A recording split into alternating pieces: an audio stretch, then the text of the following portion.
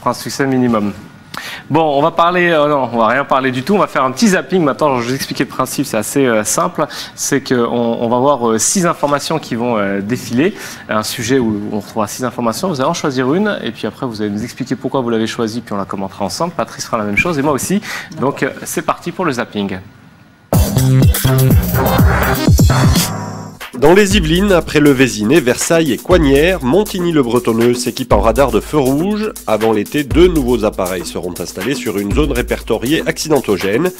Ici, des milliers de voitures rejoignent quotidiennement la nationale 10 et la 12. En cas de flash, l'amende est de 135 € et 4 points en moins sur le permis.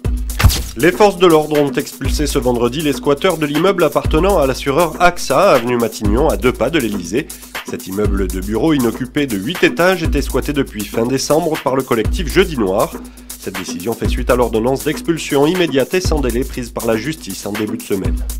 Les soldes d'hiver se sont terminés ce mardi et le bilan est plutôt mitigé. Selon une enquête de la Fédération des enseignes du commerce associé, 50% des répondants ont constaté une hausse de leur chiffre d'affaires, mais 40% ont enregistré une baisse de 5,5% en moyenne par rapport à 2010. Ils pointent du doigt la concurrence des achats par Internet, les mauvaises conditions climatiques et un démarrage trop tardif. Le Salon de l'agriculture a ouvert ses portes ce samedi. Jusqu'au 27 février, le parc des expos de la Porte de Versailles accueille plus de 1000 exposants originaires de 22 pays. 650 000 visiteurs sont attendus. Cette 48e édition se déroulera sous le signe du modèle français quelques mois après que l'UNESCO ait choisi d'inscrire le repas gastronomique des Français sur la liste du patrimoine immatériel de l'humanité. Autre idée de sortie pour le week-end, France Miniature a rouvert ses portes samedi dernier à Elancourt dans les Yvelines. L'occasion de découvrir les richesses du patrimoine français avec 116 répliques au 1/30e.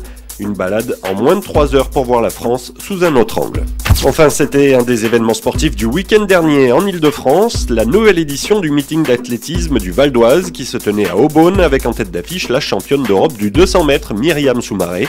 Alignée sur le 60 mètres, la sprinteuse de Villiers-le-Bel a remporté sa course sans problème, de bon augure avant les championnats de France en salle qui se tiendront les 19 et 20 février. Voilà, 6 informations différentes. Alors Abdelkrim, qu'est-ce que vous avez choisi? Moi j'aime bien celle de France Miniature. Là. France Miniature? Ouais, c'est sympa, ouais. Pourquoi? Parce que déjà, pour commencer, aujourd'hui, je me dis que si Nicolas Sarkozy aurait dû être président, c'est de cette France-là. Voilà. Parce qu'il aurait eu tous les monuments à sa taille déjà et ça serait bien senti là-bas, je crois. Vous dites que vous faites pas de politique, là, c'est quand même... Ouais, mais là, j'étais obligé de le vanner. Il fallait que je trouve une vanne. Vous n'êtes pas trop sarkozyste? Non, pas trop, non. Non? Pas trop, non. Qu'est-ce que vous lui reprochez? Beaucoup de choses.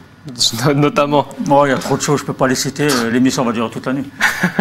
Allez, une ou deux, juste pour faire plaisir à Patrice qui l'adore. Oh, l'augmentation de son salaire à 40%, par exemple, travailler plus pour gagner plus, bon.